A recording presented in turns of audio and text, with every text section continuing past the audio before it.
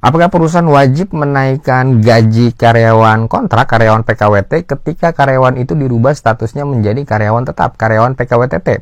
Kalau sesuai Undang-Undang Ketenagakerjaan dan Undang-Undang Cipta Kerja serta peraturan pelaksananya, perusahaan tidak wajib untuk menaikkan gaji karyawan ini yang dirubah statusnya dari karyawan kontrak ke karyawan tetap. Akan tetapi perusahaan tetap wajib memberikan uang kompensasi kepada karyawan kontrak, karyawan PKWT yang berubah statusnya menjadi PKWTT. Pertama, perusahaan tidak wajib untuk menaikkan gaji karyawan ketika statusnya dirubah dari kontrak ke tetap ya. Jadi yang namanya perubahan gaji atau perubahan upah dasarnya adalah perjanjian kerja di antara perusahaan dan karyawan. Sama seperti ketika misalnya waktu karyawan pertama kali direkrut oleh perusahaan. Ketika karyawan direkrut oleh perusahaan kan ada negosiasi gaji itu ya.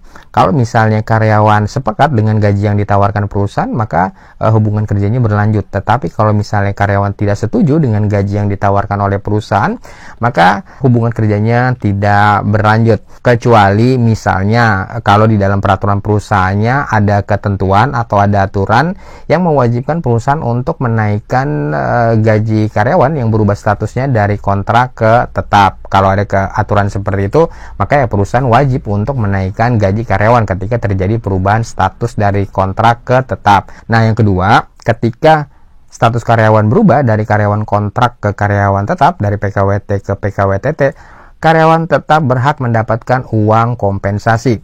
Ini dasarnya ada di pasal 15 di PP 35 2021, di mana di sana ditentukan bahwa karyawan PKWT itu berhak untuk mendapatkan uang kompensasi yang pembayarannya dilakukan pada saat masa kontraknya berakhir atau pada saat PKWT-nya berakhir. Nah, ketika karyawan itu berubah status dari karyawan kontrak ke karyawan tetap, maka pada saat itu kan PKWT-nya berakhir ya, atau masa kontrak kerja tidak tetapnya itu berakhir.